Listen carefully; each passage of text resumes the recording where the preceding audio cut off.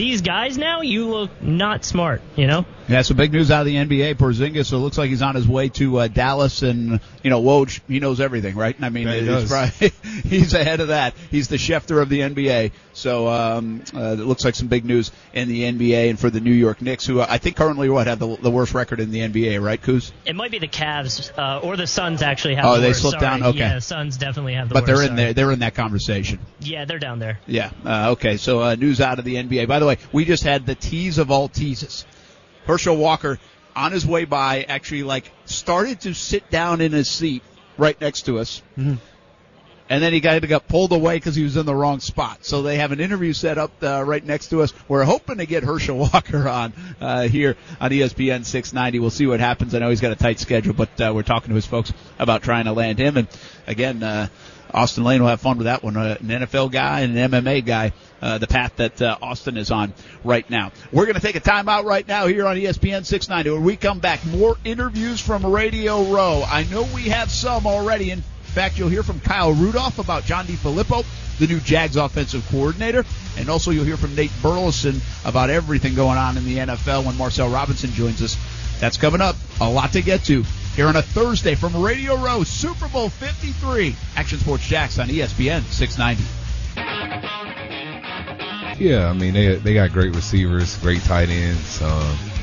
They got a great running game. So, you really can't key on one guy. You got to kind of play all of them the same way. Obviously, different guys got different speeds, so you got to kind of adjust that way. It's different than 2 weeks ago, and you just got to play them the best you can.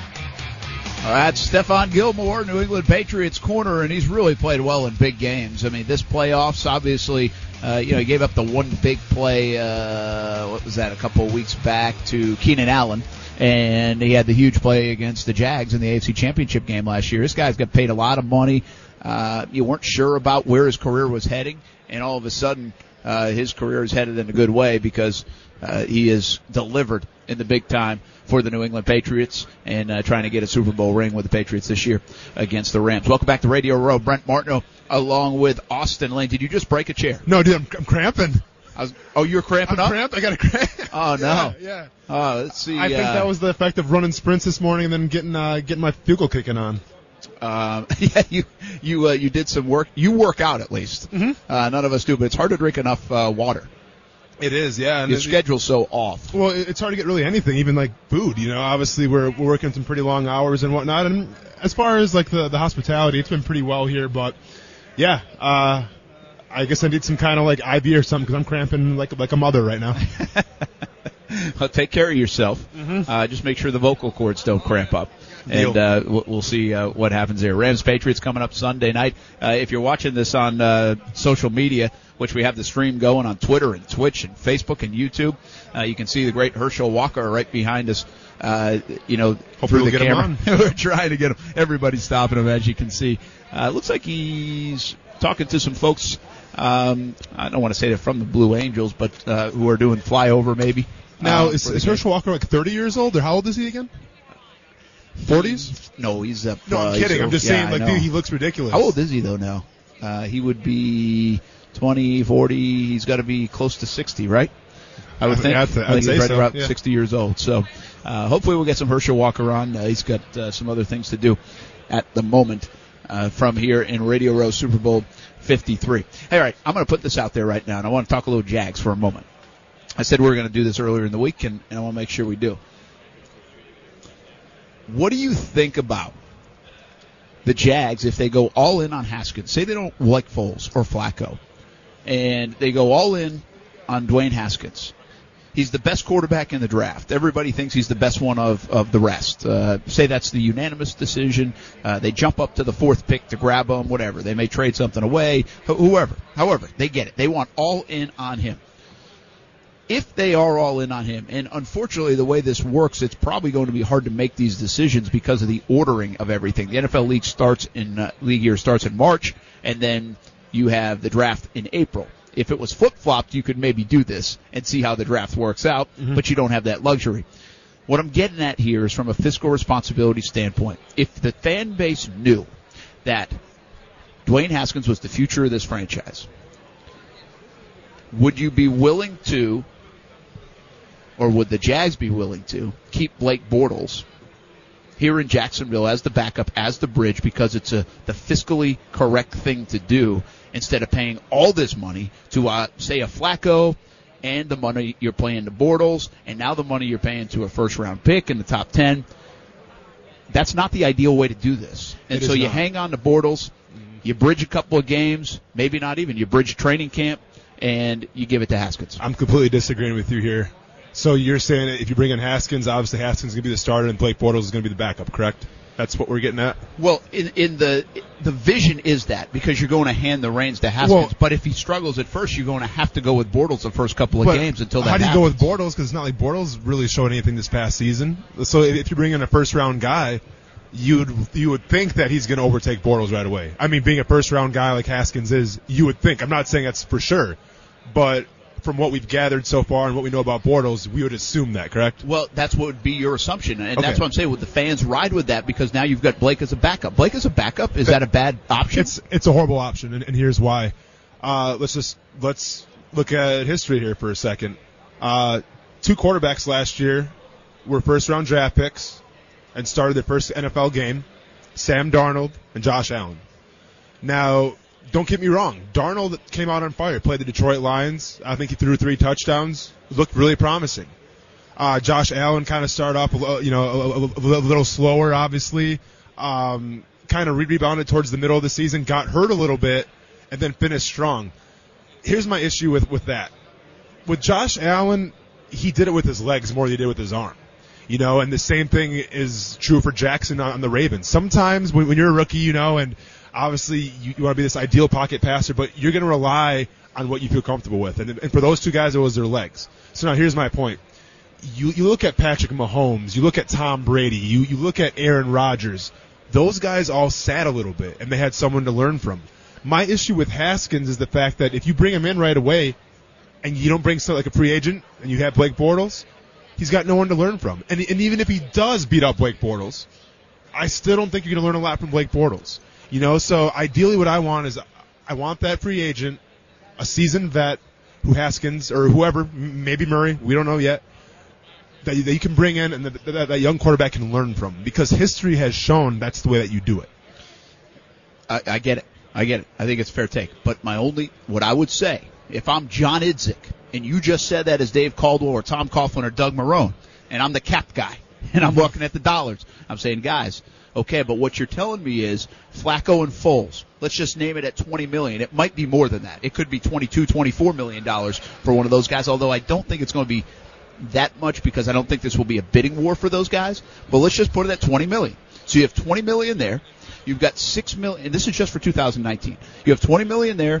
You have $6 million. I think it would be around $5 or $6 million for your top 5 pick, which would be Haskins. So now you're up to $25 million for the quarterback position. That's fine. But on top of that, you owe Blake Bortles to walk away $6.5 million, and you could be on the hook from a dead cap money standpoint of $16 million.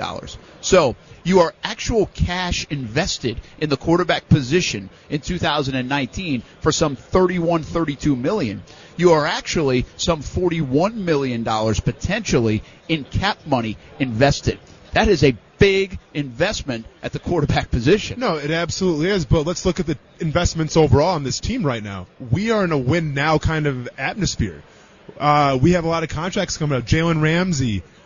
We still have to pay Yannick. We got to pay a lot of guys. So we have to win now, and especially in Dave Caldwell's position where he can't afford to have another bad year. This whole coaching staff can't afford to have another bad year. So the fact that you're talking about bringing in a first-year quarterback, a rookie, throwing him in the fire right away and hoping that it works out, that's a pretty big gamble, especially with contracts that we got to sign in the next couple years or so. We have to win now. And I think the best way to win now is bringing in that free agent quarterback and then having Haskins or whoever we draft to learn from him. Well, then that doubles back on the other one. I'm going to be Idzik again. Or now I might be Marrone and everybody else. Okay, guys, we're comfortable. We want to win now, so we're going with Foles or Flacco. We're comfortable with that. Let's not worry about 2020. Let's not worry about 2021-22. Who cares about Haskins then? Let's go get Flacco or Foles, a playmaker, because we could use a playmaker at tight end, wide receiver. You're not going to pick a tight end there, but you could for a wide receiver. So I just don't think if they go that route, Flacco's interesting. It is more interesting. If they go that route, I just don't see him invested in a quarterback in this class because it looks like the class is more bunched together than separated at this point. I mean, and here's the problem with that, Brent. So eventually we agree we're going to need a quarterback eventually. And you need a young quarterback eventually. In the draft, yes. So say we get Foles or we get Flacco and they actually do well, that they're winning games. Well, that draft class with Trevor Lawrence coming out in a couple years, if we're doing well, we're not going to be able to get one of those guys. It's true. So that's why you can't predict it. Yeah, you cannot predict it at all. The way I'm seeing it, if I'm the front office, if I'm the coaching staff, I have to win now. But there's no shame in also prepping for the future. And the best way to do that, like I've been saying, is bring in the free agent quarterback and then bring a high draft pick quarterback in. Check out Twitter. Check out Facebook and Twitch and YouTube as well. You can check us out on the ESPN690.com stream and, of course, ESPN 690 AM. Want to get your thoughts on it, though. Would you be willing, from a financial perspective, does it make sense to keep Bortles around? Financially, I'm talking about. If you went all in on a guy you like Haskins, that's what we're up to debate about right now. Got to spend money to make money, Brent. Absolutely. Spend money to make money. ESPN 690 from the Super Bowl. Welcome back to Super Bowl 53, Atlanta, Georgia. Rams, Patriots coming up on Sunday, of course. Brent, Austen, Lane, Stuart Weber, Marcel Robinson here in the ATL. Justin Coos back in the studio and breaking down the big trade that just went down in the last half hour, as you can hear.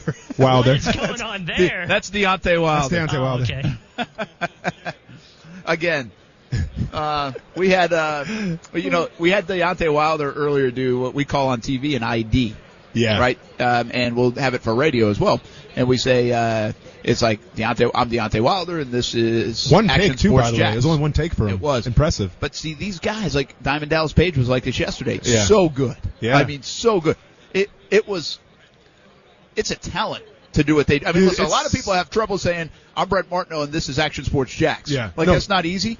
And these guys, when they do one of those, that's what he just did. And at the end, he yells at the end of it, and it's classic. You'll hear it like on the show in future days and weeks and months ahead. But the whole room just stops and everybody watches. Take it from me as a guy who just needed 5 takes at the NFL Experience to try to close out the segment because I kept saying live from that, and it's actually not going to be a live shot when we turn it in.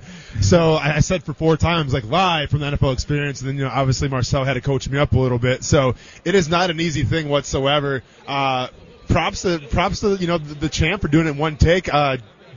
DDP had a good one too. It took him 2 takes. It did, and it was also comical. And the outtake was amazing, very comical. And I can't put it on TV or radio, but it was absolutely amazing. Take our word for it. It was really good. In fact, I'll share the one that went good for Diamond Dallas Page on Twitter because I kind of recorded it from the side, and you can just see everybody watching them too. It's fun stuff. All right, Kuz, jump in on this. Who won the trade? All right, well, and so that's the thing. I mean, the Knicks are sending in Kristaps Porzingis, Courtney Lee, Tim Hardaway Jr., and they're getting back Wesley Matthews, Dennis Smith Jr., and DeAndre Jordan. So, I don't necessarily like it for the Knicks right off the bat because they have Frank Ntilikina. Like, they've got young point guards already that kind of conflicts with Dennis Smith Jr., so I don't necessarily know how I feel about it for the Knicks, but I feel like this is a move because they're trying to do another move. So it's a setup. Which is, they're revamping the whole thing, so that makes sense, I guess. It has to be. What do you see that next move being? Because obviously Enes Kanter has kind of teased that the Knicks are going to do something monumental, bring some star player in, and that, we should all stay tuned. And at the time, everyone thought that he was kind of joking around and just, being silly. Yeah. But now it's obvious that something big's about to happen, possibly. Well, and I wouldn't rule out, Anthony Davis. Anthony Davis wants to go to the Lakers, but it's not his choice right now. It's whatever the Pelicans can get that will make them better off for the future and get back the assets that they need when Anthony Davis leaves. So I know he's mentioned, Anthony Davis said he wouldn't mind being in New York, and in theory, if AD goes to New York, maybe in the offseason they can convince Kawhi to come over, or maybe a KD to come over to, have his own little, prove-it year himself. All right. Interesting talk out of the NBA. We'll talk more about it and keep you updated on any other happenings, but big trade with the Knicks and the Mavs in just the last half hour or so. Back to football we go. A couple of responses about what Austin and I were talking about before the break and keeping Blake Bortles. Jason Brown says, yeah, why not? Eric Harris says, not my first option, but really what else could they afford to do if